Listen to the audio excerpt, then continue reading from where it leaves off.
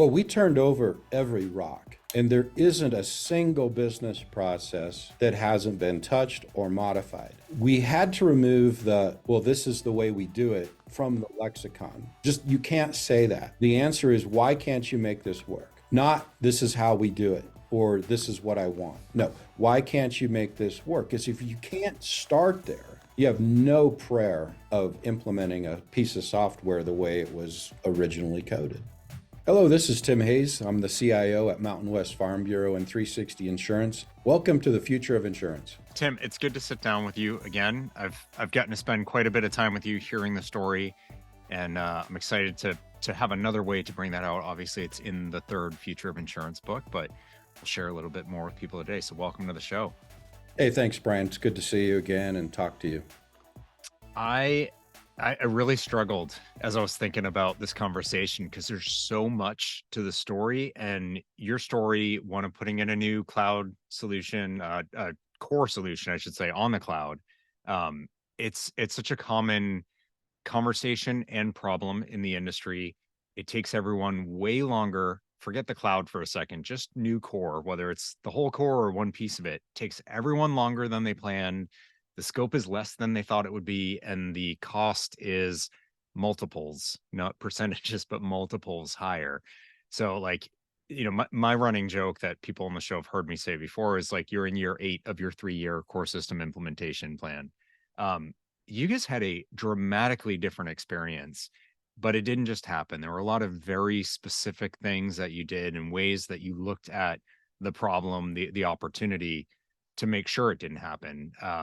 That's what I want to dig into. Is this is something as an industry we just can't seem to get out of our way about, yet you did it. And so I want to try to share some of that wisdom. Like, how do you get these major changes done in what seems like an unbelievable amount of time? And you just sent me a check-in the other day that even, the transition, rolling the data and the policies, it's still going on target. You guys are still executing as you had hoped to, which is fantastic to hear. I just threw a lot at you. But that's kind of what I want to get in today too. But before we do that, can you just tell people who is Mountain West and 360 Insurance, and who are you? How did you get into this world? Sure. Mountain West is a property and casualty insurance company, multi-line company. We operate businesses in Colorado, Wyoming, and Montana. We call it the Mountain States. We also sell some life and financial products through Farm Bureau Life Services. I'm the CIO. I was brought in to do this transformation.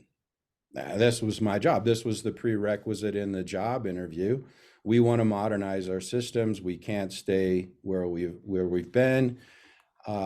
We've been trying to get off a mid-range system for 20 years. Yeah. We've had at least 3 prior failed attempts. We got to do something, and didn't know exactly what that something would be when we started. I didn't even know how to spell Guidewire when I took the job, but it became the immediate obvious choice once we started to dig in what the choices and the options were for the organization. And you're not an insurance person by background, but you've done similar projects in other industries. Is that right? Yeah, this is my 34th ERP implementation in 24 years. And somehow you're still standing. So I know. I tell figured it my out. wife, I said, seriously, there should have been an easier way to make a living than to do all of this change management. But Brian, I've found that over these 30 plus implementations now, the patterns really don't change. Yeah. We've done pharmaceutical companies, manufacturing companies, distribution companies, candy manufacturers. The approach doesn't change.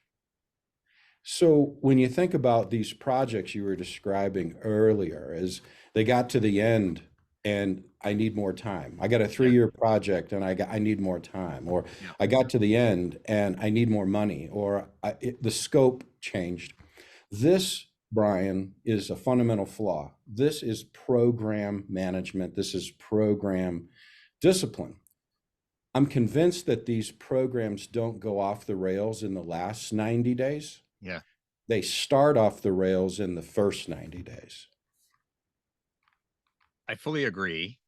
And when I've shared, so I actually would just this past week was on stage giving a talk about the book, and I share your example because I think it's fantastic, and frankly, I think it invites a lot of PTSD for people who've gone through these programs and not not lived to see the light of day. Um, One of the things I talk about is your steering committee meetings, like right off the bat, who's there, how frequently, and you can see everyone in the room being like, "Oh yeah, I've gotten those invites." They end up being optional. People are on vacation, you start weekly and you sort of fade, and like I've never seen a company not do that. But this was one of these points that, like you said, it's the first 90 days. It's the way you started it. You structured things a specific way, you engaged with your peers and the company a specific way, but it wasn't a passing fad. So I agree with you that it's what you define up front, but you then have to keep executing that way and stay true to those definitions, or it is going to fall apart in the last 90 days or somewhere in between. Well, let's talk about a couple of those things. You said not see the light of day. Yeah. I like to describe these projects as a resume event. It's either going to look good on your resume or you're going to need a resume. Yeah. Right. Yeah. Um, the projects that don't finish on time, fundamentally, they got to the end and we need more time, implied that at the 50% mark of the project, they didn't know where they were. Yeah. They didn't know that 50% of the time that was remaining wouldn't accomplish 50% of the work. So you have to package up the work in ways that is trackable, is meaningful. There's an old saying that says from the Miracle Morning that if you want to manage your year, you have to manage your month. Yeah. If you want to manage your month, you have to manage your week. If you want to manage your week, you have to manage your day. If you want to manage your day, you have to manage your morning. Enterprise software transitions are no different.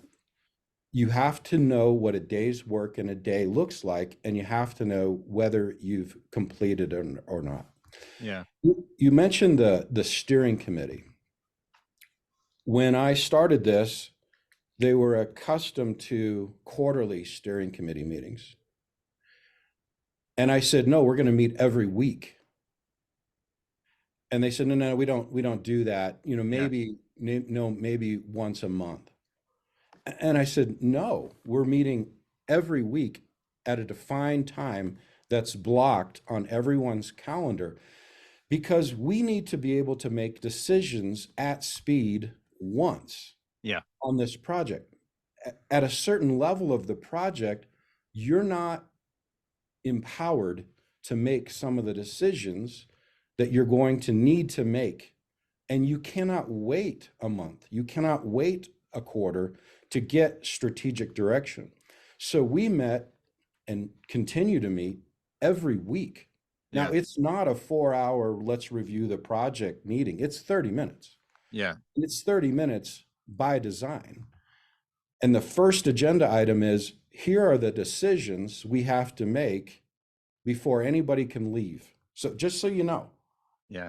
these are the decisions that we need to get done. Hopefully we can do it in 30 minutes, but if not, we're going to stay here until it's done. The second part of that is a decision log, that we log every decision that's made in those meetings so that you don't have to revisit it.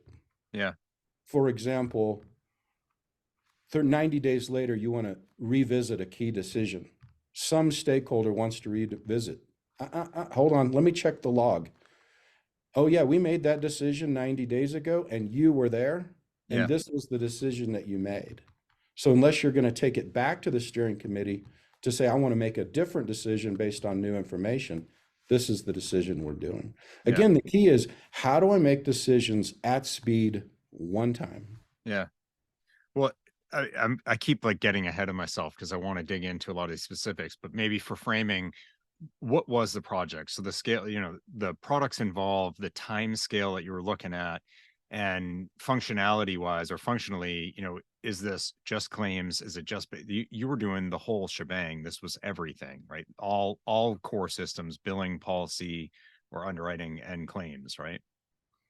Yeah, so it's an end-to-end solution from I can quote it to administer the policies, handle claim, send a bill, all of the third-party integrations associated with straight-through processing, reporting, analytics, all new documents, and then, of course, the final settlement, all of the interactions. So the entire Guidewire suite, Yeah. from the Engage product all the way through Policy Center, Billing Center, Claim Center. I think we ended up with 8 products in our first release, 8 Guidewire products. And the goal was, how far can we get in a year? So we started in March and we finished in March. In that 12-month period, we implemented all of those Guidewire products for 5 lines of business. Those 5 lines of business represent our personal lines of business. Which is So to say it a different way, 10 products, 5 lines of business, 3 states, 2 underwriting companies, 859 customer-facing documents, and 40 integrations to the Guidewire cloud. And you didn't go live at that point, right? That's when you went into like pilot or testing. And so it wasn't fully released out to the public at 12 months, or was this done and dusted, it's live and all new business is going through? Done and dusted, ready for production. We rolled it out to the 360 organization first and ran it in a prototype mode. Again, we had to. We didn't need to, but we had to, simply because of 3 failed implementations in the rearview mirror. Yeah. The anxiety around this was off the chain. Yeah. At one point, I love to tell this story. Our CEO's walking around the building. I think we're in month 4. And the CEO asks our operations lead, "Is this Guidewire thing going to work?" And he points at the screen and says, "Gonna work. It's working right now. You want to see it? I'm running it." Now, is that because you were taking it basically off the shelf? I mean, that was another, this came up a number of times. And even one of the, I don't know if it was the first steering committee meeting or one of the very early ones, you did run into a major kind of existential question where either we need to change the system, we need to go with a different vendor, or we as a company have to rethink what we consider our products to be and how we package them up. And like you kept, anytime you hit these decision points, you had a very kind of dogmatic, like, look, this is the way it's built. It obviously works, so they wouldn't have built it that way. Can we live with this? Can we make this work for us? Was that why you were able to say it 4 months? Yeah, it works right now. I can show you. Well, we didn't. We developed 5 lines of business, and we developed each line of business in about a month. So we did one line, and then the next line, and then the next line, then the next line, and then we could test it end to end and be ready for go live. So the actual runtime on the development was about 5 months for 5 lines of business. So the answer to your question is it out of the box? 100%. Is it customized? 100%. Yeah. And I'm going to hedge on that and give you the answer. And that is, we said, look, I was a hard-nosed person to start this project. And I said, I don't care what you don't like about Guidewire. Yeah. I don't care what you would do different. And I never want to hear, well, this is how we do it. But I'd be happy to entertain why it won't work. So we demo the software, we show you how it works, and then we have a conversation about, well, why won't that work? And we address the why won't it work, not the this is different, I don't like it. Yeah. I don't care. I quite literally said that during the kickoff call. I don't care what you don't like about it. I don't care what you would do different. I'm really interested in why it won't work. Because if you come up with something that's strategic and it won't work for us, you know this business, I don't. Let's talk about that. Yeah. So a 100% custom using Guidewire's Advanced Product Designer, APD, we were able to custom build all of these 5 lines of business to tailor to Mountain West core values, how we want to go to market. It's interesting. We had both simultaneously. We said, let's do the things that are core to Mountain West's identity in APD. The tool allows for that. But other things, it's out of the box and it's non-negotiable. Yeah. Like what, like workflow and like, I don't know, like the way Okay, we're documents not are going to stored. redesign the policy center screen because you like to see the information in a different way. Oh, but We're see, just so not. many carriers do that. We're just not going to do Yeah. that. But Unless you I've can, seen it over unless, here. So you need to build it on the right-hand side. yeah. Yeah. So I'd like to get back to your earlier comment on decisions, Yeah. because this really is the key. You have to be able to make decisions at speed once. In any technology project, rework kills you. It kills you. I did 3 months worth of work. You saw it. You don't like it. Now I got to go back and redo it again. Yeah. You cannot allow that to happen. So how do you make decisions at speed once? It's how you organize the project. I've heard a lot of people say, I want to give this project to a system integrator because we're busy over here running our organization. Yeah. So we're going to give it to the system integrator and we're going to give them a description of what we want. And for some reason, we're now surprised that when they play it back to us, it isn't exactly what we thought it would be. Yeah. Communicate, it's the telephone game, right? Yeah. The information is never perfect as it passes from one person to another. So we insist on putting the people that run the organization in the project, the people that will have to live with the decisions that are being made have to be involved in the project on a day-to-day basis. I say to the leadership teams, if it's not painful to take the person out of the business and put them on the project, you picked the wrong people. Yeah. So what's challenging about that in the current thinking? We'll have a 5-year project. I can't take my core people off the core business for 5 years. Yeah. But I could take them off the core business for 12 months. So the mind shift, there's so many advantages to getting out of this idea that a project has to take 5 months. One is you can put the right people on the project to make decisions at speed. You can keep the same IT staff. Yep. We have a 24-month turnover average in IT. So if you start out to say, hey, our project's going to take 5 years, you will turn the staff twice in that period of time on average, which is going to lead to rework. It's going to lead to making new decisions. So the first one is an attitude of, I can do it better in a smaller time frame. I'm going to put the people who can make decisions on the project. I'm going to make decisions at an appropriate level. The steering committee meets every week so that they can make key decisions and I don't have to revisit them a month later, 2 months later, et cetera. Tim, so when you talk about, I said to them, I don't care. When you were telling me the story for the book, I'm like, well, that's just how he's relating it to me. That's probably not what he said in reality, but it is what you said in reality. And exactly what I said. Yeah. And there were, the people I'm sure are getting it, like, you're very direct, but there were a number of things that you said that you were like, and I was expecting them to revolt. I was expecting them to get upset, to argue, and they didn't. And I was like, oh, so they believed you. You said, no, it was the opposite. They didn't believe me because we've never done this before. We've said all these things, but never delivered. So they had just sort of like, yeah, right. That was their reaction.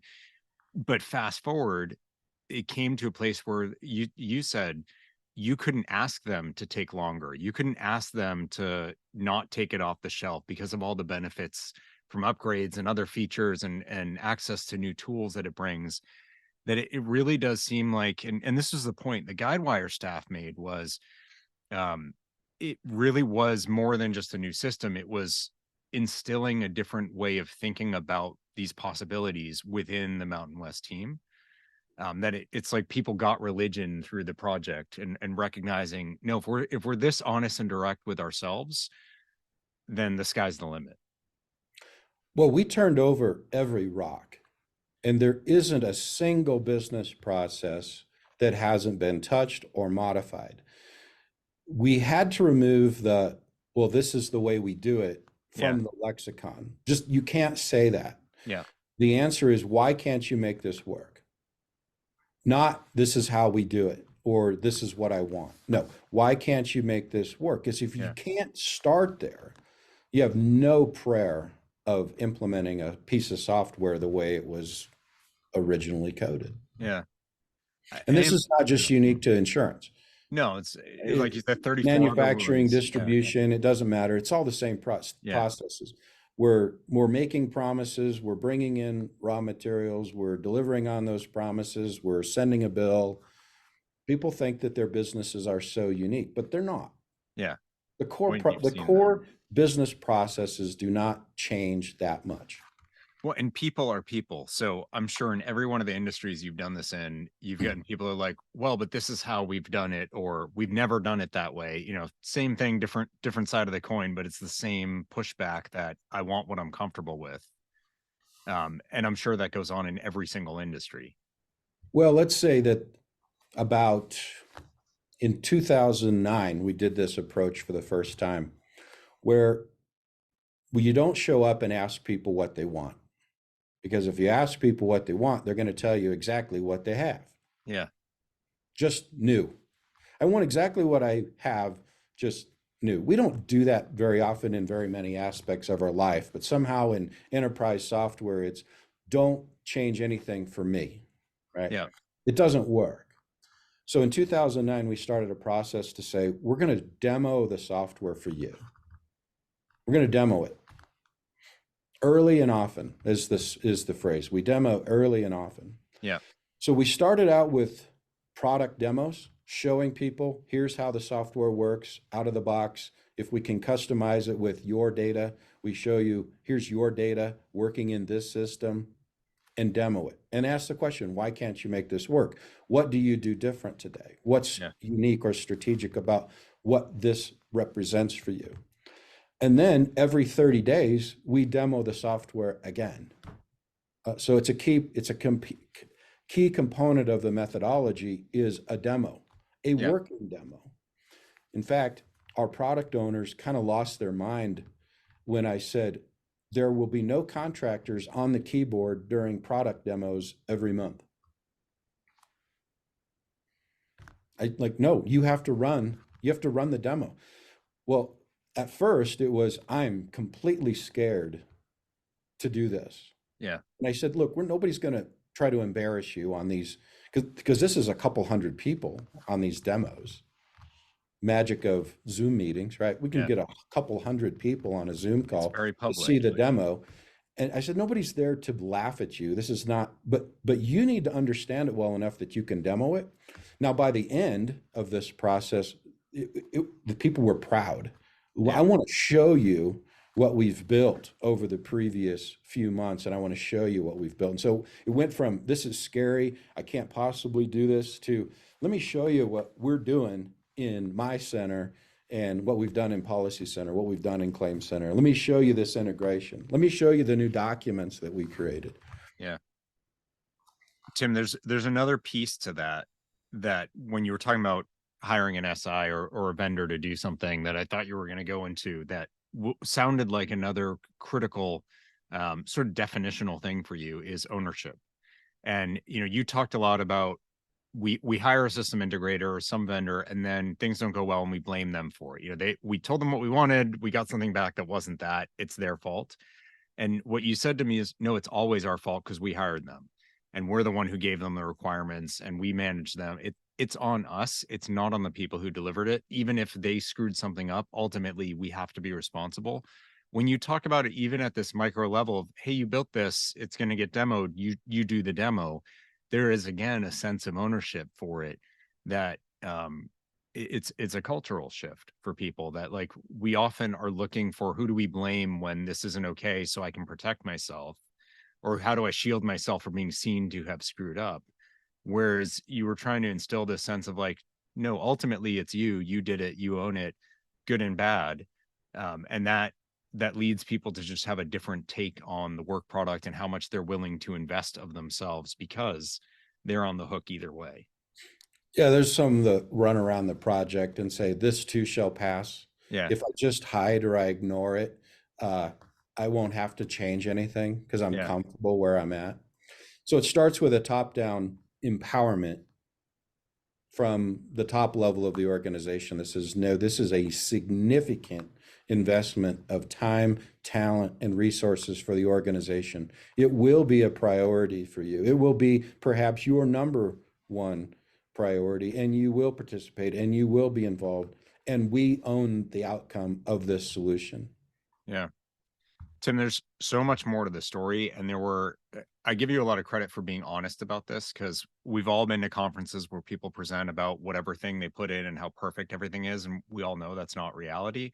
You were really open and honest about, like, here's what went well, here's what didn't, here's when we were getting off track. This is why we were able to intervene and how we fixed it. And it was just a very, humility filled and honest account of things. So I give you credit for sharing, the good, but also the tough, because we don't learn from just these like sanitized perfect stories. I wonder, as you look forward, you guys are completing your transition, your migration of data, of policies. You've expanded out to cover your whole product suite. But what you're left with is, yes, a good system that works well, but it's about enablement. How do you think about what's down the pike for you, for the company, because of what you've been able to do here and the shift in the general approach to these things that Mountain West has seen culturally because of this project? Well, the system itself is irrelevant, but what is relevant is taking a system of record and turning it into a system of insight, taking a system of record and turning it into a system that's delightful, and taking a system of record that allows you to move faster and hopefully more efficient. So let me give you some metrics. On a couple of our key personal lines, we achieved 70% straight through processing in the first 12 months. Oh, So we went from 0% straight through processing to 70%. Now that was done, because that was done, we wrote 50% more policies in the first 12 months on Guidewire with 30% less people. So the efficiencies, you start to see, okay, I got this big capital expense over here putting in Guidewire. How am I going to pay for that? My IT costs are really going up.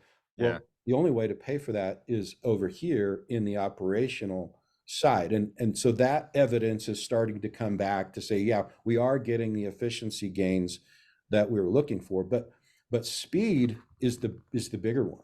yeah, On our best day, a change request from the field would take 3 to 5 days to fully process on our best day. yeah, Well, now it's real-time process, takes 3 to 5 minutes and it's done. On our best day, it would take days to collect a payment and deliver policy documents. Now the payment can be collected and the policies delivered before the insured even leaves the office. yeah, It's all real-time processing with integrations to DocuSign and other pieces of key technology. So the whole process is speeding up. yeah. Rate changes on the mainframe would take 6 months to actually fully implement. Now, After they were approved. So that's like you get your whole tail from the regulatory side and actuarial side. don't tell my actuary team this, but I don't need 6 months. I don't need 30 days. If I was on my game, I could probably do it in 6 hours, but I tell them it takes a full sprint because we want to test it. So we went from, best case scenario, 6 months to now 30 days. And in actuality, it's probably more like 6 days you could be. So we sped that process up. Yeah. The quote process got sped up because now I can quote and bind a policy in the same day. If it's straight through process, a home and auto quote now takes 15 minutes. And if it's Yeah. straight through process by the close of business, you've got everything. Yeah. And that used to take days and weeks to get Yeah. done. I mean, that has such an impact on your agency, how your agents think about you as a market and whether to place the business here versus somewhere else. And so it's very much a momentum generator. It's not just that you're more efficient. It allows the business to be perceived differently in the market. The last thing, and it's probably the key thing, is the ability to make better decisions with better information. Old way of thinking, you got a report at the end of the month to tell you how you did. Yeah. or at the end of the quarter or at the end of the year. There was no dashboard of real-time reporting. That's a little bit like going through a school zone, being pulled over, and the officer says, we're going to write you a ticket. And you say, well, sorry, you can't write me a ticket because I won't know whether I was speeding or not until the end of the month. Yeah. Live boards with Guidewire's Explore products allow us to give real-time insight in the moment. So Yeah. now I can take next action. So utilizing Explore, each line manager now has the ability to create their own KPIs, create their own alerts. But I want to tie it back to speed. Because we didn't take 10 years to build 12 lines of insurance, Yeah. we took 24 months. Now with a single pane of glass, I can give you telemetry on every line of business, on every claim in a single pane of glass. Yeah. I don't have to worry about how can I marry up information from multiple policy systems, multiple claim systems, multiple billing systems, and somehow, hopefully through a well-organized data warehouse, give you a single view of Yeah. your organization. By going fast, we've moved this organization into a position where I know everything about the business I'm writing because it's all on Guidewire. It's all in one place when I'm getting the information back. Yeah. And we've leveraged tools now that democratize the data.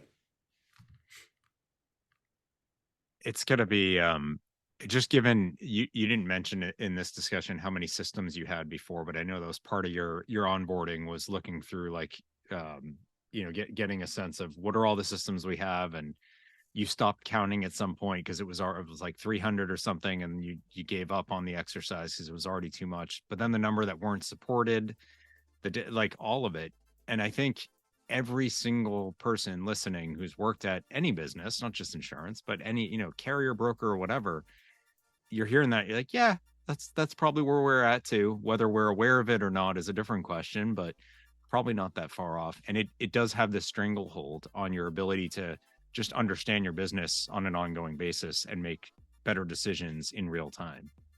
Well, you're absolutely right, Brian. I started counting the systems that were being supported. I got to 155 and I stopped counting. I started inventorying server architecture and found out we had 3 servers for every employee. Wow. The ridiculous Okay. numbers. Like, well, no wonder you can't get very much done. Yeah. You've got all of this baggage.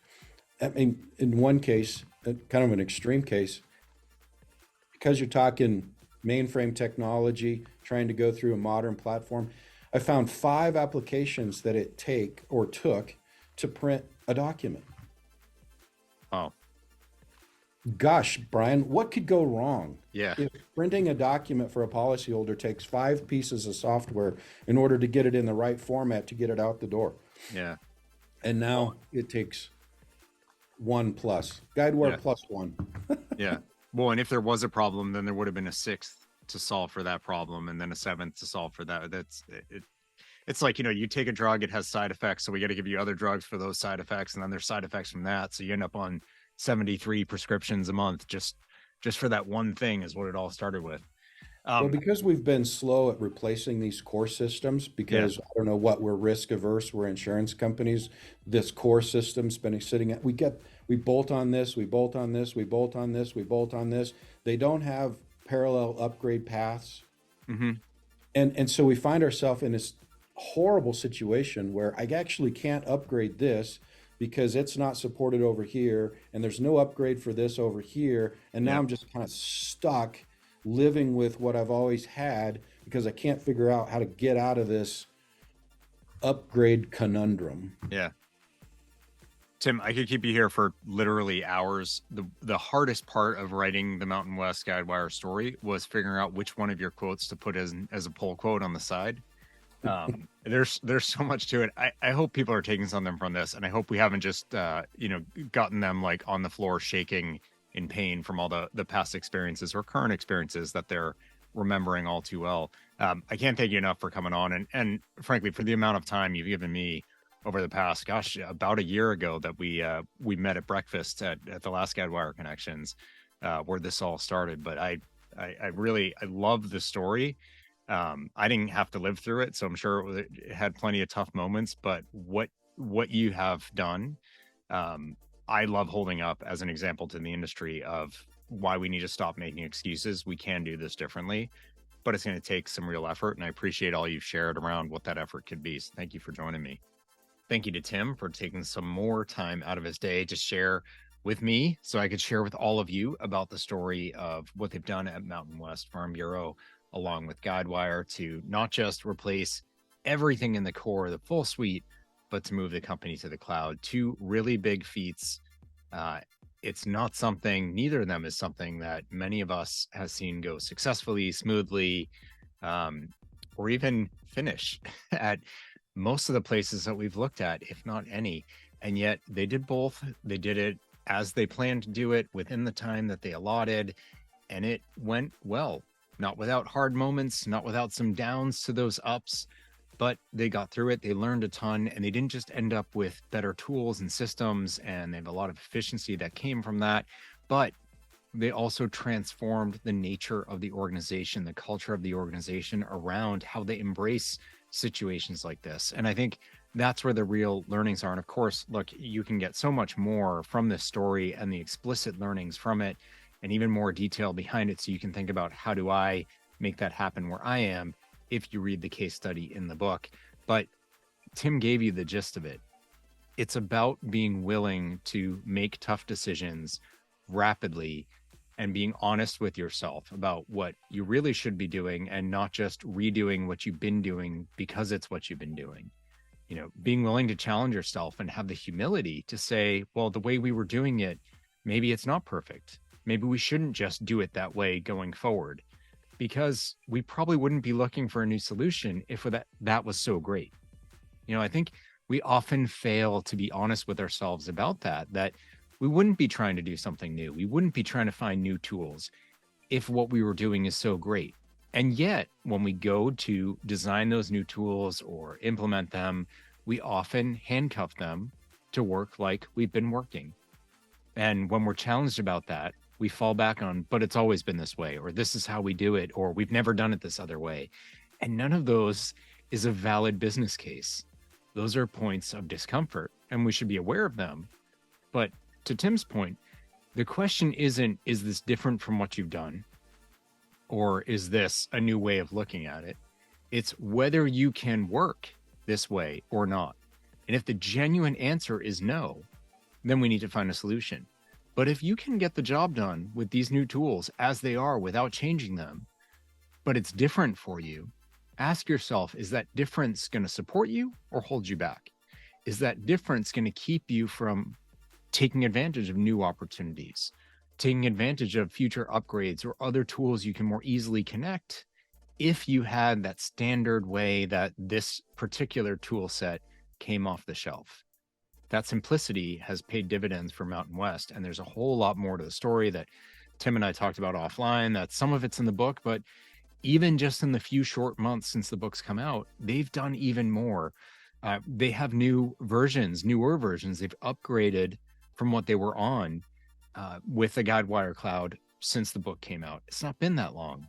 They have other tools that they've connected to that weren't options in their old world. Tim was even telling me in one of the upgrades, something broke. And the thing that broke was a customization, one of the few customizations that they made early on, because they realized, well, we have to do it this way to be able to do our work. The upgrade broke that customization, and actually it's because the new version solved for it. So they don't even need the customization anymore. But it's like every time you step away from making those break from the path decisions, you allow yourself more possibility, more freedom, more flexibility, more option value. And that's what, honestly, systems are really all about. But Tim's right. It's not the systems. It's not the technology. It's your decision-making. It's your culture. It's the way you're choosing to engage in these things. And that's what I want you all to take from this. So another big thank you to Tim, a big thank you to all of you for listening. Make sure you get a copy of the book if you're interested in their story, print, Kindle, Audible, whatever you want. Just go to future-of-insurance.com or go to Amazon and grab a copy today. I hope it's valuable for all of you, and I will see you back here next time. Thanks.